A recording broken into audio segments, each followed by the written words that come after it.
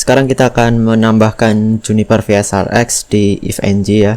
Kalau kemarin kan kita sudah menambahkannya di JNS3. Pertama-tama teman-teman bisa download image-nya terlebih dahulu. Bisa melalui halaman resminya Juniper di support download. Nanti teman-teman pilih device-nya atau produknya yang VSRX atau VSRX 3.0. Di sini kita akan pakai yang 3.0 ini karena ukurannya lebih kecil ya, tidak sampai 1 GB. Atau kalau teman-teman tidak punya akun Juniper, teman-teman bisa mendownloadnya melalui link yang ada di deskripsi. Nanti diarahkan ke web saya, webiptak.com. Kemudian teman-teman pilih yang download Juniper VSRX and VSRX 3.0. Di situ teman-teman bisa download versi mana yang teman-teman inginkan. Contoh di sini kita akan pakai 20.1 yang VSRX 3.0 yang bawah ini. Ini formatnya masih zip ya. Teman-teman kemudian ekstrak, nanti di dalamnya itu ada file .kicau2. Sebelum itu kita lihat di dokumentasi ifng. Di bagian di artikel atau di halaman kemu image namings, di situ ada format penamaan untuk VSRX device ya. Di sini kita pakai VSRX yang biasa ya. VSRX, nama foldernya itu VSRX, strip, kemudian belakangnya itu bebas. Dan nama image-nya itu nanti Virtua A. Kita akan coba praktikan saja langsung. Kita masuk ke ifng-nya dulu. Oke.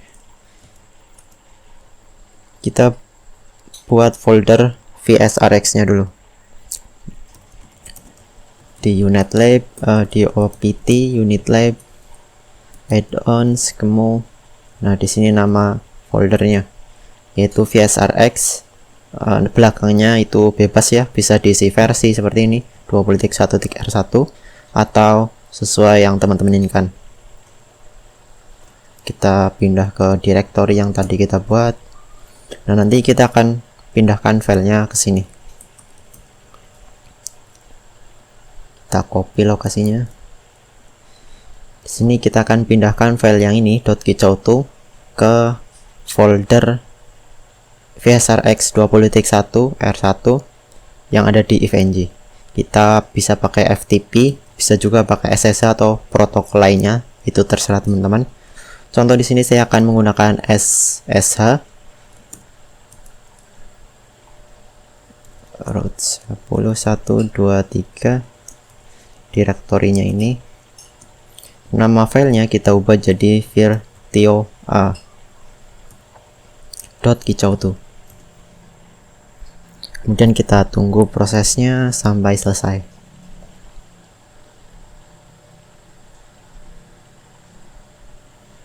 Oke, sudah selesai. Sekarang kita cek di ifng-nya. Nah, ini udah ada file virtua.kicau2. Tinggal kita fix permission dengan perintah opt unit labs wrapper, kemudian apa ya, lupa saya, unl wrapper min a fix permission.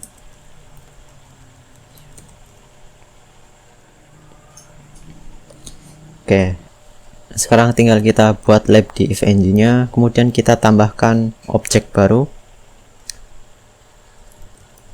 Juniper VSRX. Image-nya tadi kita yang 20.1R1 ini. Nah, di sini CPU-nya itu 2 minimal, RAM-nya itu 4 GB, Ethernet-nya itu bisa milih maksimal itu kalau nggak 12 atau kalau nggak 12 ya 9. Contoh di sini saya pakai 9 saja.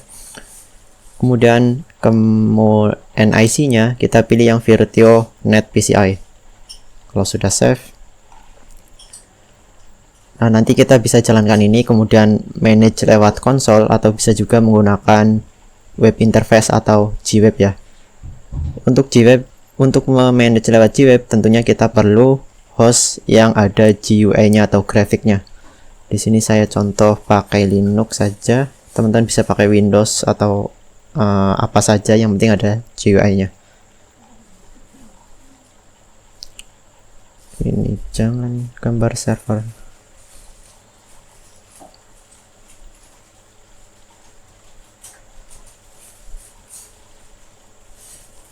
Nah, kita hubungkan. Nah, di sini untuk image-nya, maaf, untuk interface-nya kan ada 9 tadi ya, 0 sampai 8. Nah, untuk image yang pertama itu gigabit Ethernet 000 itu adalah image sama dengan interface VXP 0. Sementara gigabit 001 itu sama dengan gigabit Ethernet 000. Jadi sedikit mundur ya, karena di sini kita nggak bisa mengubah nama interface-nya, jadi kita harus mengikuti apa yang ada di sini. Dan yang tertinggi itu di sini kan angka 8, berarti nanti di device-nya itu yang tertinggi harusnya 7. Jadi mundur 1 ya angkanya. Di sini kita kan mau menghubungkan Linux ini ke manajemen interface, berarti kita pilih yang gigabit 000 atau VXP 0 nanti jadinya. Kalau sudah, kita coba jalankan.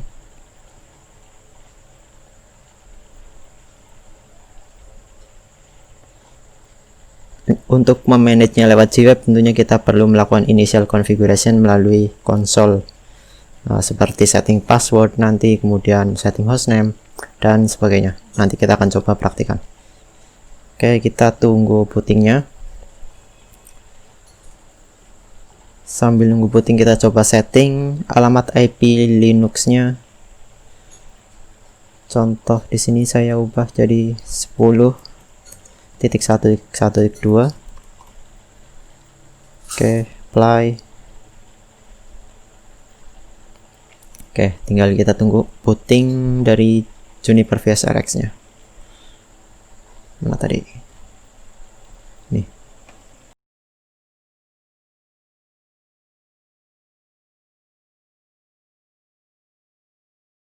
Oke, kita lihat bootingnya sudah selesai.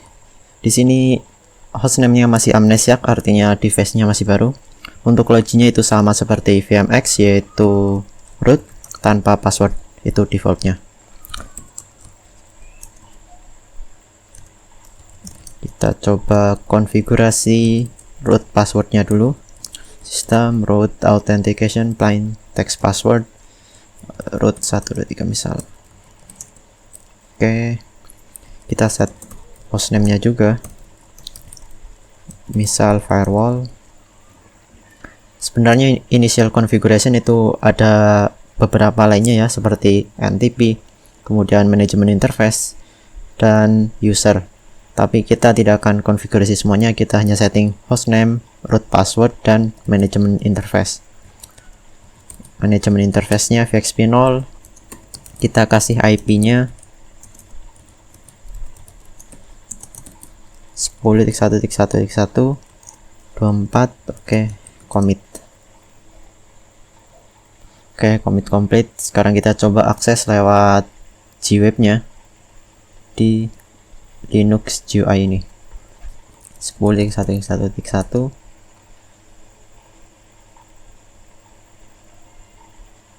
Nah, ini dia tampilan Gweb-nya.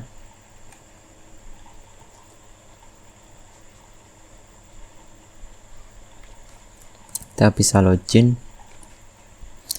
pakai user root yang tadi kita buat.